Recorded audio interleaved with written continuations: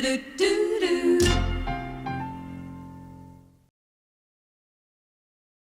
Toppano, very talented family, and speaking of families, the Toppano family name has become synonymous with show business in Australia. And please welcome that famous family's brightest star of 1989, Peta Toppano.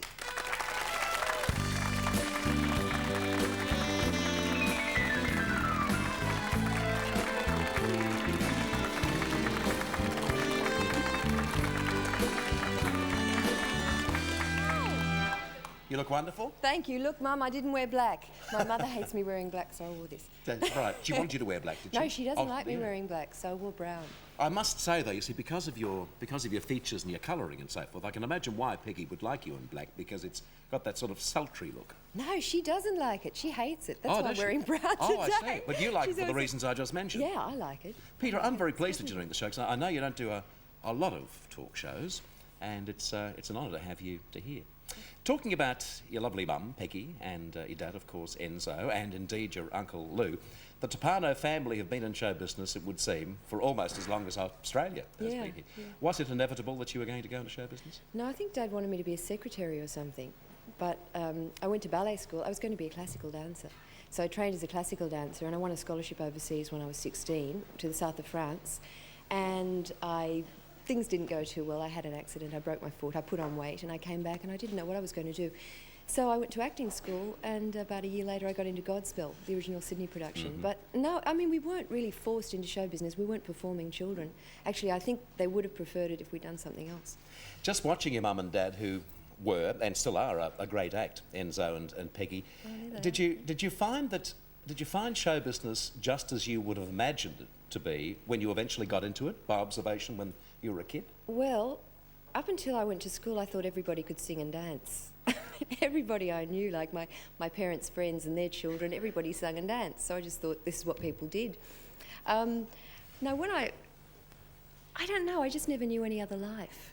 Everybody I knew was involved in the profession, and like even when I was born, Harry Seacombe drove my dad to the hospital. Just everybody I knew was in show business, and it was, I don't know, it was just the world that I knew, and so I filtered into it quite naturally. I started in television with the Toppano, with your uncle Lou Toppano, who was the very first musical director of the 7 Network here. So What show? It was called The Late Show. And he did music for everything. Actually, he started on the 9 Network and lasted there 24 hours, which is some sort of record. But he resigned. He resigned after 24 hours, so he must have been very impressed and came across to the 7 Network. Right. In your career, what would you consider to be the most important thing for you that you've done? Well, the chorus line was really a turning point. I think that was great probably... show. Yes, it was, wasn't it? I remember you gave a lot of support to the show. You came and saw it a number of times, didn't you? 4 or 5 times at least, and played the music on the radio all the time. Simply, I think, because it was one of those shows where the story of Chorus Line, I mean, it really happened every performance, and everyone seemed to identify with the role they played.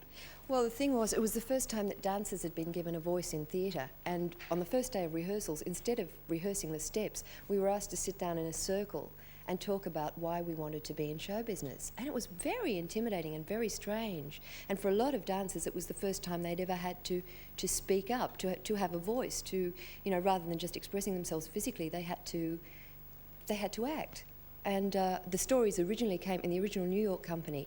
The stories of those 21 people were their true stories. So when they went out on stage at night, they were performing their own lives. I think that would have been a little scary. And what it did too, of course, as an audience member seeing a chorus line, it really shot away so much of the glamour of show business and showed the real frustrations and the problems that confront somebody. And we didn't have any, we just wore rehearsal clothes all the way through it, and people used to come out and go, well, where were the costumes? You know, they felt really cheated. They thought they were going to see Oklahoma or, 42nd Street, and they were just rehearsal clothes. But I think it was one of the most heartwarming shows. I saw it in New York, and I'd done it for a year.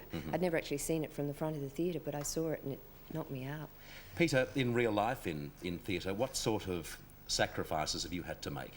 What is of course, you know, I'm alluding to the fact that you've got a marriage, which at the moment is not happening. And I know he's a great bloke. I know that you and Barry Quinn are still good friends. We're very close. He's in 42nd Street. He's wonderful. Right. And wonderful, I believe. Playing one of the leads, yeah. Is it because of show business that this happened? Well, I think, you have inevitable separations. Like Barry and I would go for 3 and 4 months at a time and not see each other.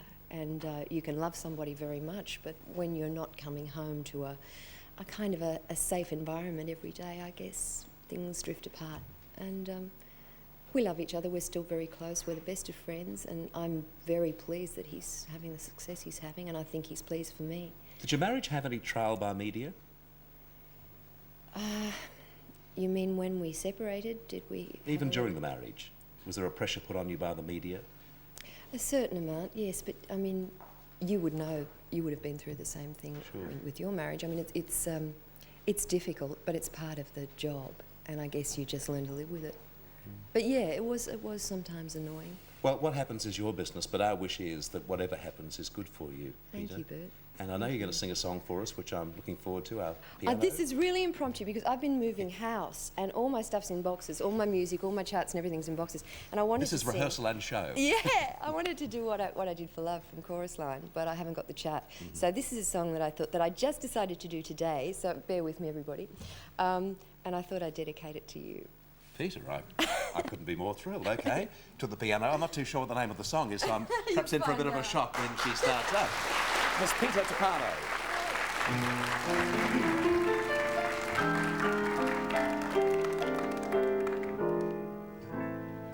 My funny Valentine, sweet comic Valentine, you make me smile with my heart. Your looks are laughable. Sorry, Bert. Unphotographable. Still, you're my favorite work of art. Is your figure less than Greek? Is your mouth a little weak? When you open it to speak, are you smart?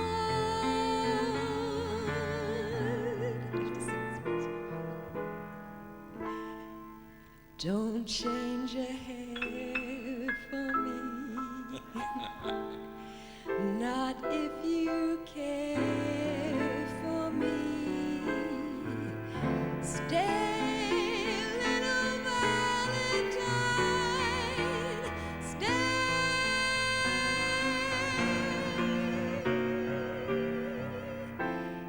Each day is Valentine's Day. That was just lovely. A lot of memories there. 30 years ago, your Uncle Lou used to serenade me. And also with a rotten accordion too. Peta Toppano, ladies and gentlemen, lovely having her on the show. And we're back with you after this break.